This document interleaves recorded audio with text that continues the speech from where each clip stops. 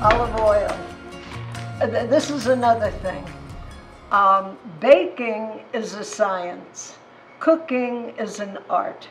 So it's kind of like an ad lib. You can look at a recipe and then you do whatever you please with that recipe. And the recipes that we printed up basically just kind of gave you an idea, but not a lot. So you can, okay, I'm putting enough oil to cover the bottom of the pan. I was going to show you how to chop an onion. That's another thing, okay? The art of cooking. The Japanese, if you want to know about art in food, look at the Japanese because they do the most beautiful everything. But every vegetable has a way that it wants to be cut.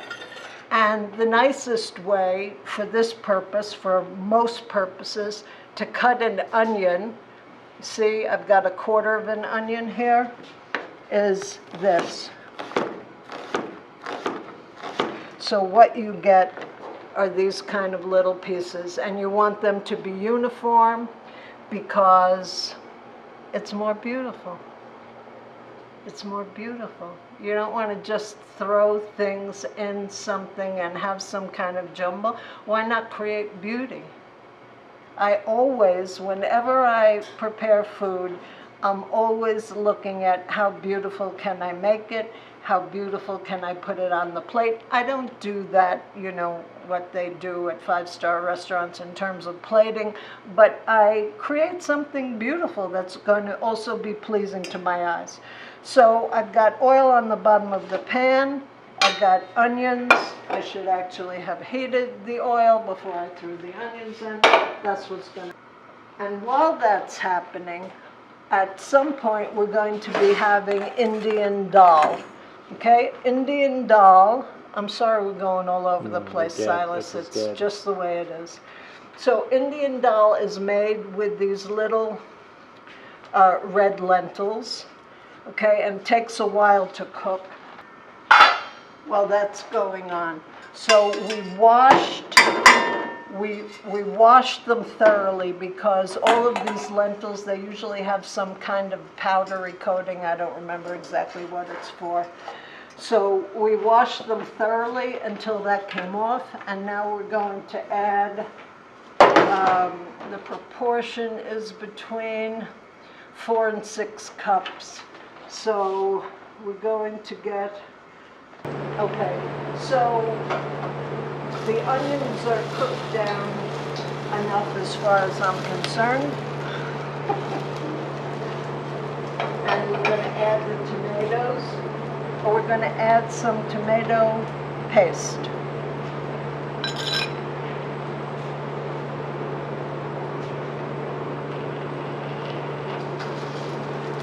Going to sweeten it up and intensify the flavor a little. Is there a certain kind of tomato you think works best for this kind of soup, for the tomato soup? I just, you know, that's another thing. You always want the best possible produce to produce the best possible product. So, you know, I wouldn't use Roma for this. Roma's good for sauce because it's not as juicy or seedy, but some good flavored tomato, whatever you can. So helps the vegetables break down a little bit. I could have put some in with the onions, but I didn't. Like that's good. Okay, so now you see what's happening over here with the dal? That is a kind of scum. It's not scum, but it's a food scum that's rising to the surface. If you can find some kind of a large thing, this mixed vegetable soup, I kind of created a formula for a mixed vegetable soup, and that is, you choose one bean, You choose either, today we have carrots, but I often use either sweet potato or some kind of a winter squash, mushrooms, and a green. And today we're using Napa cabbage because that's what we have. We're using carrot. I was going to use parsley, but what we got was rosemary, so we're going to use rosemary. Rosemary's fabulous and everything. I use it for baking. I use it for cooking. I put it in salad dressings. I use it for everything. It's a great flavor, and it has some interesting esoteric properties if you want to check that out.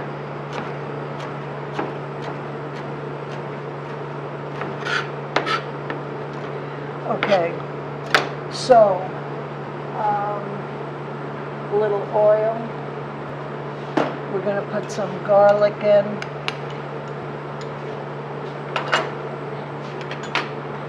We're going to add the mushrooms. Okay, so there are times when you wouldn't saute the mushrooms when you're making a soup, but in this instance we're sauteing. We've got a rolling oil now. Okay, so this soup, we've got white beans, carrots, mushrooms, Napa cabbage, we've got a little bouillon. Oh, okay. So vegetable stock. The traditional way to make a vegetable stock is the mirepoix: onion, carrot, celery. Stick it in a pot with, you can even put the skins of the onions in. Chop up rough, put it in a big stock pot, fill it with water. You can add aromatics like fennel if you want. You could add herbs if all you want to do is make a broth and use that as broth. Anyway, it's flexible, but that's the basic. But we're not doing that today, and what we've got is a vegetable bouillon. Uma brought this better than bouillon, but I like I think it's either Swiss or German. If you're interested, I'll show you what that is.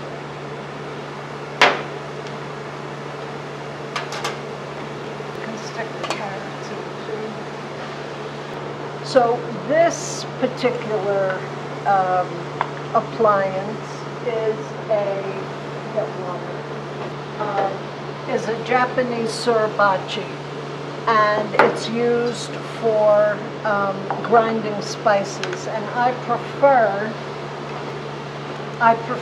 to buy whole spices and grind them myself because it's fresher that way and more flavorful. So this is coriander. We're going to use it in the dal, and this has striations here. And it's very simple. You don't need electricity to grind spices. Okay, cook down. And what we're going to do is add some brown rice flour as a thickener. Stir it around. Let it cook a little bit.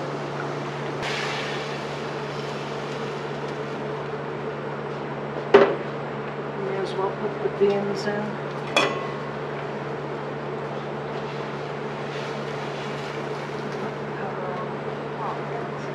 The beans are already cooked, but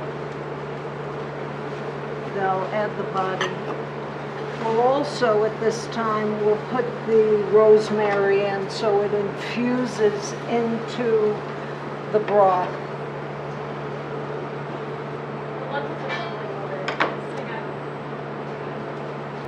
Okay, so the vegetable soup is happening, this is happening, and now we're ready to add, you could add a nut milk if you want. I usually just do one. And ideally, It should be hot because by putting the rice flour into what you had in there, it's the same principle as making a roux when you have a fat and you add a flour and then you add liquid. So usually you use hot liquid. This is the consistency we have, and we're going to blend it up before we serve it. And I'm also, I think I'll put the thyme in now. I have a particular fondness for thyme in my tomato soup, so that thyme. And we'll just kind of let that steep a little bit. A good time to add the bouillon.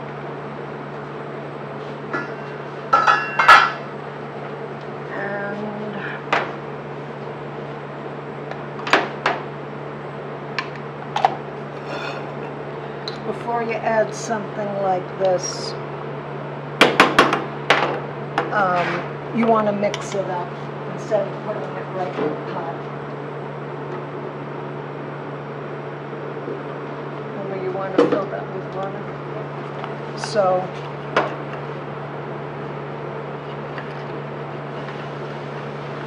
break it down.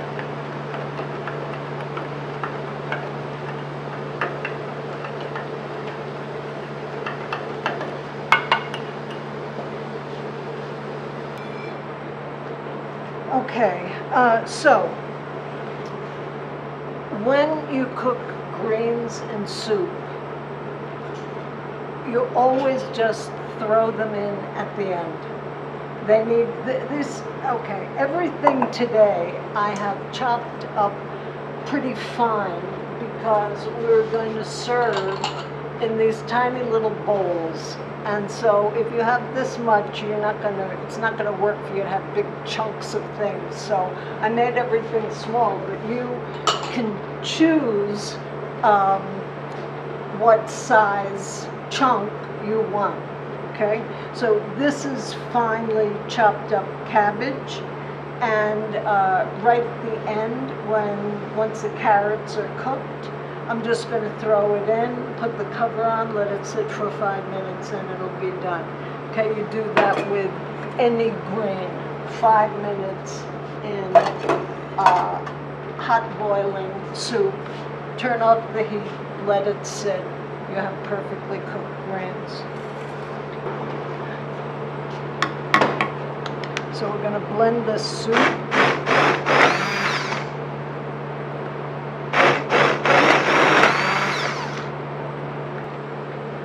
I would use a little more salt, and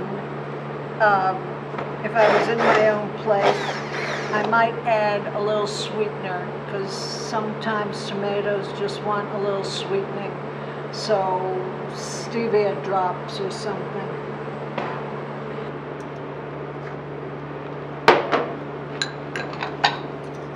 Thank you. Coming. Good? It's good. It's good. You see the mixture of vegetables. Now, we made it in just a kind of classic veggie flavor way. But if you wanted to add tomato paste, you could use Italian seasonings, and you get a minestrone. If you wanted to make a mulligatawny, you would add Indian spices, and I'm going to show you how we do that with the dal. If you wanted to do Thai, you wouldn't use exactly these ingredients. You would use tofu instead of a bean. Okay, and you could make a different choice of squash. Okay, you might want to use shiitake mushrooms, and you could use coconut milk and make a Thai flavored soup. Okay, so there's all different kinds of ways that you can adjust it to make what you like for yourself. And usually when I do a hot and sour soup, I grate a dried shiitake into the broth for flavoring and essence instead of using whole shiitakes. I just like it. But today we're not doing that. So I've got the ginger.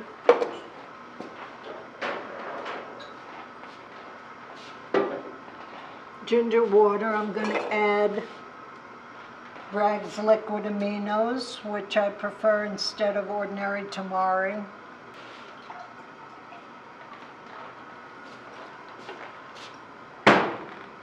Oh, we're supposed to use mushroom broth. We got mushroom broth. I'll add some. I was going to use mushroom broth instead of water, but I forgot. Okay, mushroom broth. And we'll put the tofu in now because it will absorb the flavors of the broth, tofu.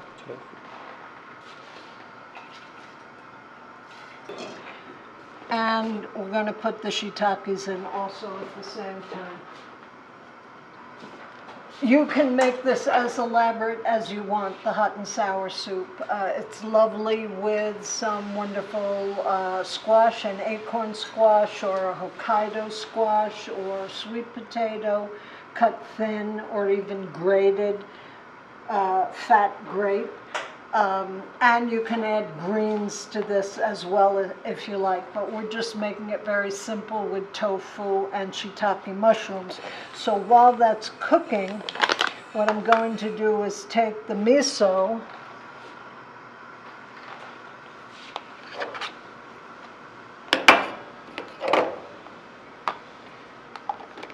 which is a source of protein, and I'm going to take the cider vinegar, which you don't cook, it's added at the end.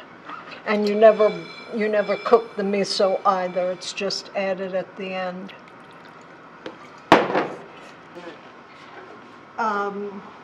And hot and sour, so the hot part is the cayenne.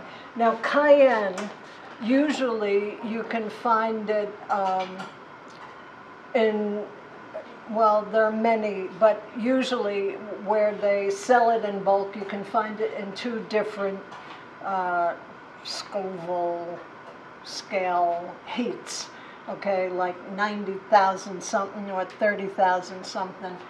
I suggest that you get the less hot because you can always add more. The 90,000 unit, whatever, is burn your insides out. This is plenty hot enough. The full Monty here because we don't have we're not using the oven and we didn't buy vegan cheese, so we're just giving you the basic.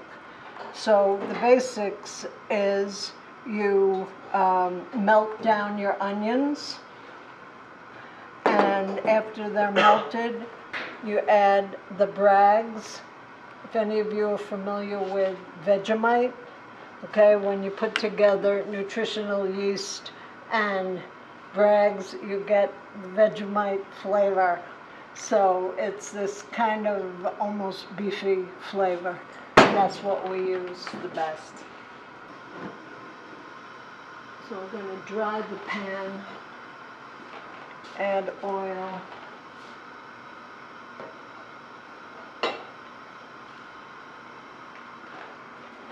And the onions.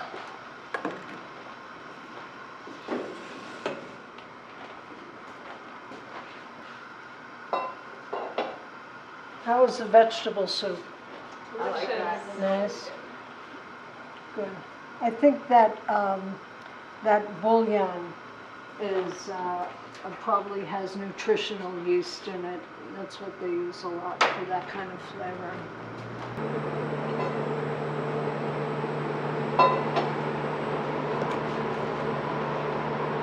Hot pan, take a minute, the oil heats up, throw in your onions, toss them around so that the oil coats all of them. Okay, so this is basically done because all you really need to do are cook the mushrooms. The mushrooms are cooked. I'm gonna turn it off.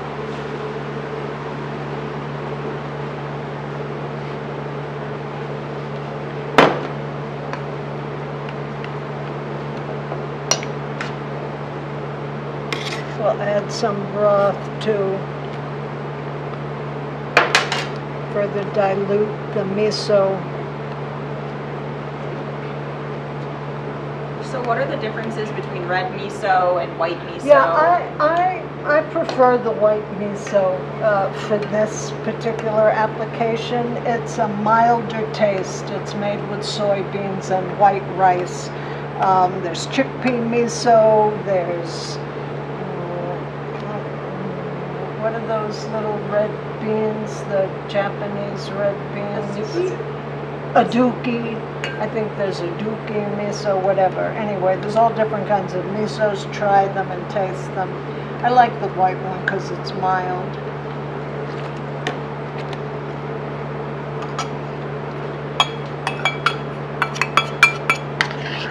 We add cilantro as a garnish. Would be very nice. Thank you.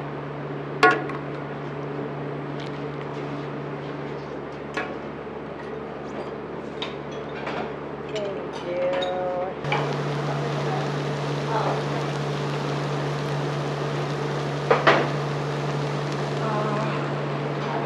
Tanner? Yeah. Right now, you could go a little further if you want. I'm going to add the brags.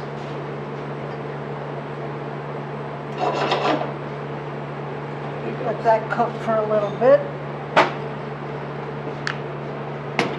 And I'm going to tell you about the dal, okay? So the dal has cooked sufficiently to soften up the beans to mush. We're going to blend that too. But in Indian cooking, the way the spices are used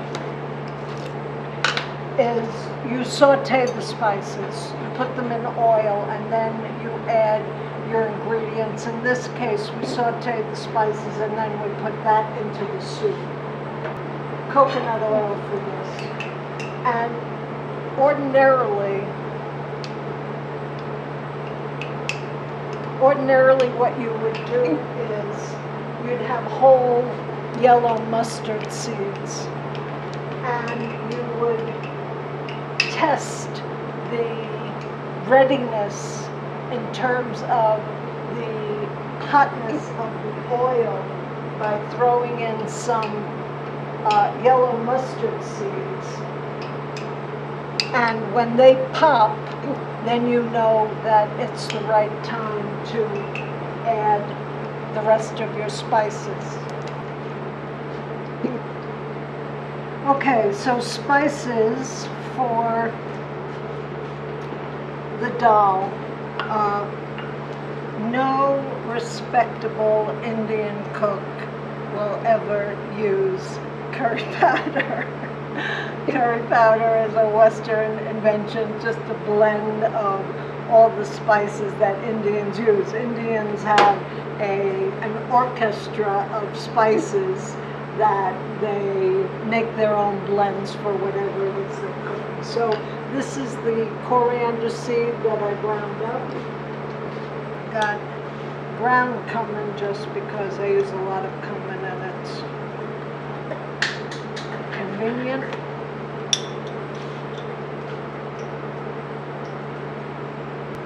Cumin. A little cinnamon. Cinnamon is used in a blend called garam masala. Just a little. Thank you. A little bit of ground cloves, just a touch. We're going to use powdered ginger.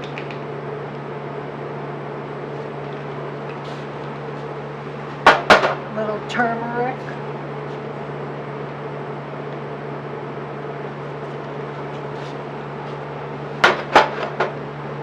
That's the coriander. A little fennel.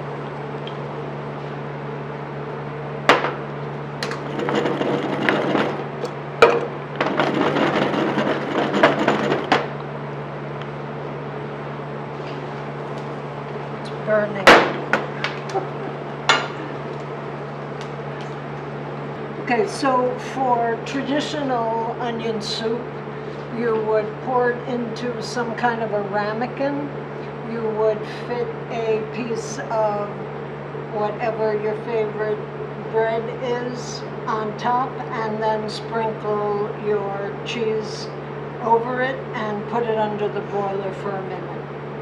But it's really good just like this, and you will taste it in a minute.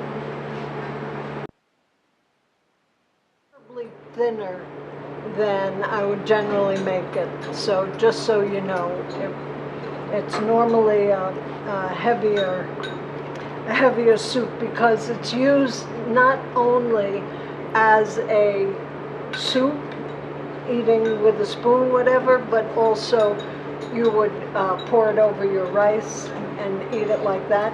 Alternatively, you could put your rice into the soup. You got options. Yeah.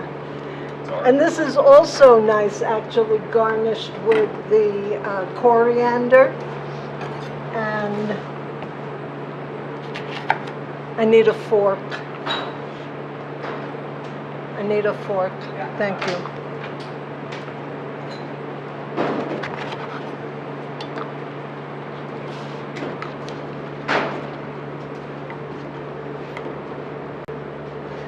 I always add a squeeze of spoons. fork. There's no fork. I always add a squeeze of fresh lemon juice to dal, and you'll see. If you get a pit, please excuse me. We understand circumstances. Instant spinach soup. Instant spinach soup. Come and look. Okay, I pack the spinach into my little thing. I add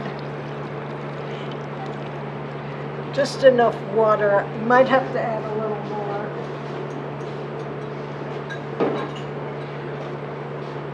Usually I would use fresh garlic, but we had chopped garlic.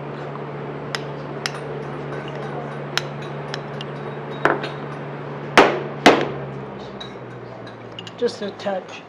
You can make it really strong if you want, okay?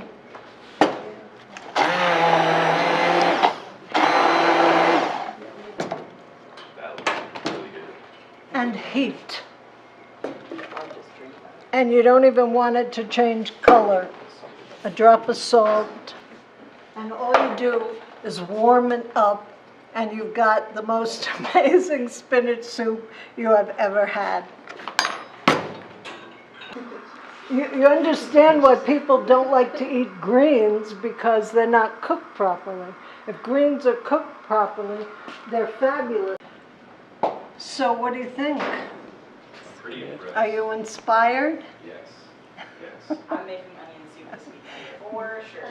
Good, I feel like I have good. a golden aura from What? eating all this healthy stuff. I feel like I have a golden aura from eating all this alive food. Yeah. It's life. You eat like you are what you eat, right? You are what you eat. So think of that. And here's something else you can say to yourself, okay? If you have some kind of habit you would like to break, before you put something in your mouth, you say, "This is the most loving thing I can do for myself right now." Okay.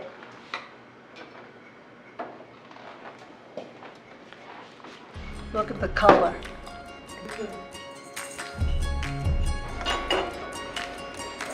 Good?